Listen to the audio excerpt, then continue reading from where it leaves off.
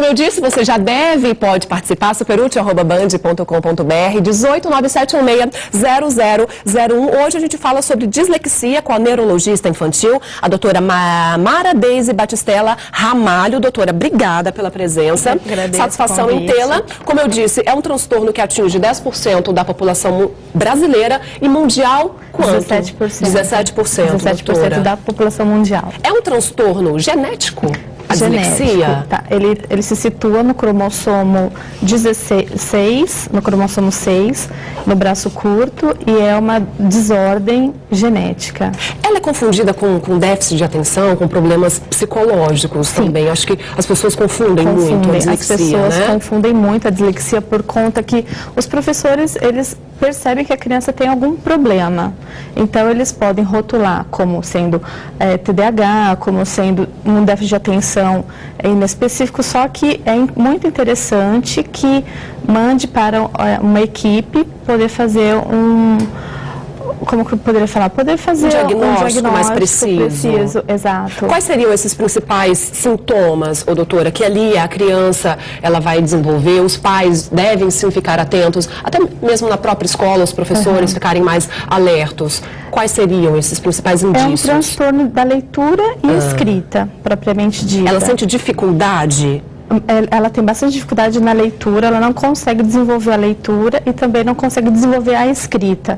Então, as pessoas que têm esse problema acabam tendo bastante marginalização. Ela acaba não gostando de ir à escola, acaba ficando, a família fica muito desesperada, porque a criança que tem esse problema, ela evita e reluta em frequentar a escola. Que ela vai ser motivo de gozação, chacota. Gozação, e ela acaba se marginalizando. E aí que está o grande problema das drogas também. É uma doença que atinge, é a principal doença que atinge crianças nas escolas, doutora? É a principal doença. O número maior. O número maior é de dislexia, exatamente. Tem o perfil menino, menina? Ela comete mais menina. Menina, as meninas. Certo, a gente foi para as ruas para saber quais são as suas dúvidas sobre a nossa quinta-feira médica, hoje falando sobre dislexia, que atinge 10% da população aqui no nosso país. Vamos ver qual é a primeira? Pode soltar. Meu nome é Patrícia, eu gostaria de saber se uma gestação complicada poderia causar dislexia. Você que teve problemas, tem problemas durante a gestação? Pode ocasionar que o bebê nasça com dislexia? Não, porque é uma desordem já genética, né? Não é por conta que a mãe passou um estresse emocional no momento do parto, vai fazer com que essa criança nasça com a dislexia. É mais desordem da união da união dos cromossomos que vai fazer com que haja a dislexia. Para que a gente possa entender, doutora, de uma maneira mais clara, o lado esquerdo da pessoa que sofre a dislexia, ele não é tão desenvolvido, mas, consequentemente, o lado direito, ele desenvolve-se bastante, estimulando ali até a criatividade da pessoa. A criatividade, os esportes, outras coisas, para que a criança consiga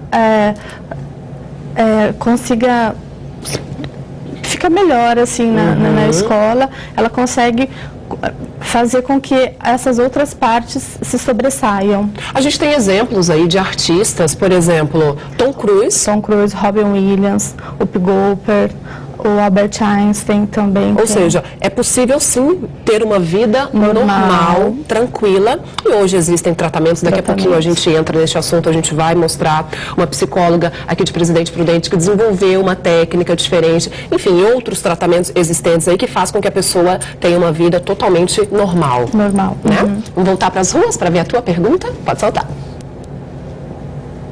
Meu nome é Odair, meu filho troca o M pelo N. Eu gostaria de saber se ele tem dislexia. Odair, é o seguinte, essas pessoas que têm algumas trocas, geralmente trocam o P pelo B.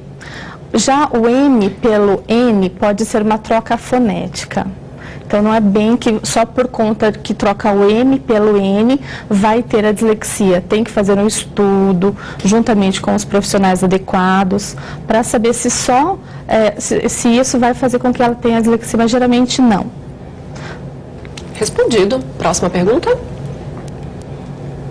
Meu nome é Carmen e queria perguntar se o disléxico consegue acompanhar aulas numa escola normal. Muito boa pergunta, até para essa questão do preconceito, essa questão que a doutora já disse, que as pessoas com dislexia sofrem, são excluídos, né? Deve ou não, doutora, estudar uma escola especial? A escola especial não, ela pode frequentar a escola comum por conta da lei da inclusão social, ela pode frequentar a escola comum, desde que ela seja, como eu poderia te dizer, ela tem que ter uma maneira adequada de fazer a prova, ela não consegue escrever, ela às vezes não consegue ler. Uma prova oral seria muito mais interessante. Ela tem que receber um tratamento diferenciado. Diferenciado dentro da sala de aula, porque ela não vai conseguir ler a prova, ela não vai conseguir escrever na prova e isso vai fazer com que ela possa reprovar de ano e surgir, com certeza, assim, a pessoa fica muito ansiosa, muito nervosa e não se reluta em frequentar a sala de aula. Mas a maneira na qual o professor vai estar explicando ali a matéria, ele tem que ser de uma forma mais tranquila, uma forma mais didática, para que essa pessoa consiga acompanhar? Consiga absorver. E aí, mediante essa absorção, ele tem que fazer a prova oral com o aluno, é mais interessante, porque senão, se o aluno não consegue escrever, não consegue colocar na prova o que ele sabe. Entendi. E até a questão do nervosismo também, se fizer ali com os outros alunos, todos os coleguinhas vão entregar a prova, vão terminar e ele vai continuar ali, então isso com certeza vai acabar interferindo e não vai conseguir fazer mesmo. Exato. Né? Vamos ver mais uma pergunta? Pode soltar. Meu nome é Jéssica e eu gostaria de saber se gagueira tem alguma coisa a ver com dislexia? Jéssica, não tem a ver com a dislexia. A pessoa, às vezes, ela tem a dificuldade de falar no início, mas assim, nós sabemos que a dislexia, ela é exatamente de ordem genética. Procurando uma fono, geralmente a pessoa com gagueira, ela tende a melhorar um pouco. Já a dislexia vai permanecer o resto da vida com o problema. Entendi. Mais uma questão? Meu nome é Hanna. Uma pessoa com dislexia tem que se tratar a vida toda? Já respondi a pergunta. Ela precisa se tratar a vida toda. Tratamento para o resto da vida. Certo? Mais uma? Meu nome é Nilma e eu gostaria de saber se alguma emoção muito grande pode causar dislexia na criança. Olha só, uma emoção muito grande, doutora? Não, né? Como a gente disse, é genético. É genética, é uma ordem genética, está no cromossomo da criança, está no cromossomo do adulto.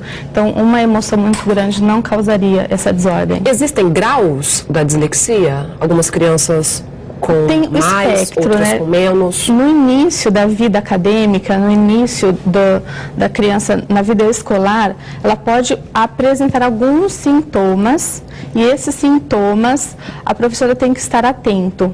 Por exemplo, ela tem muita dificuldade da direita e da esquerda.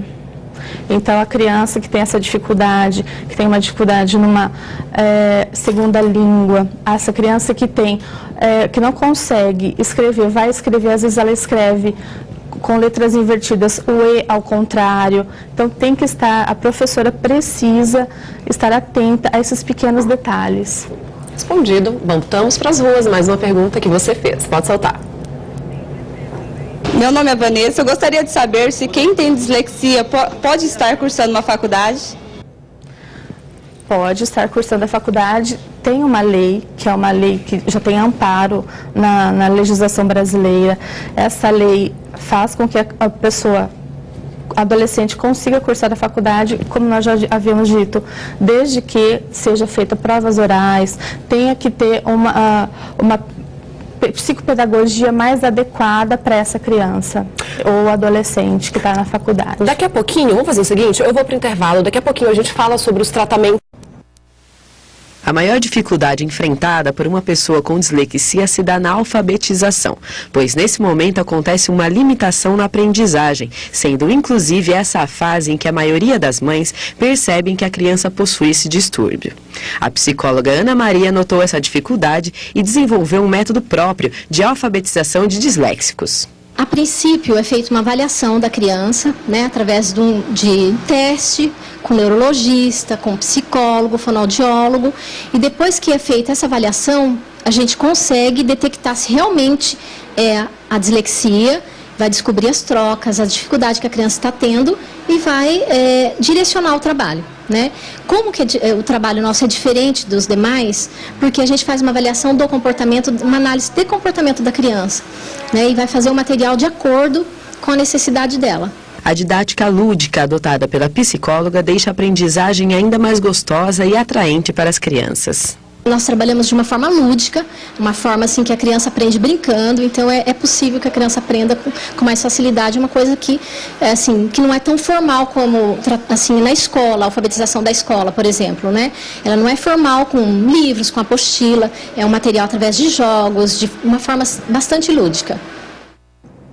Tá aí, Ana Maria Cacciatori, psicóloga, que desenvolveu essa técnica no tratamento da dislexia. Quais são os outros, doutora, tratamentos aí indicados? Tratamento em si existe apenas com a psicóloga, fonoaudióloga e a psicopedagoga, que ela vai desenvolver. Não existe medicamento, vou tomar tal medicamento, vou melhorar, não existe.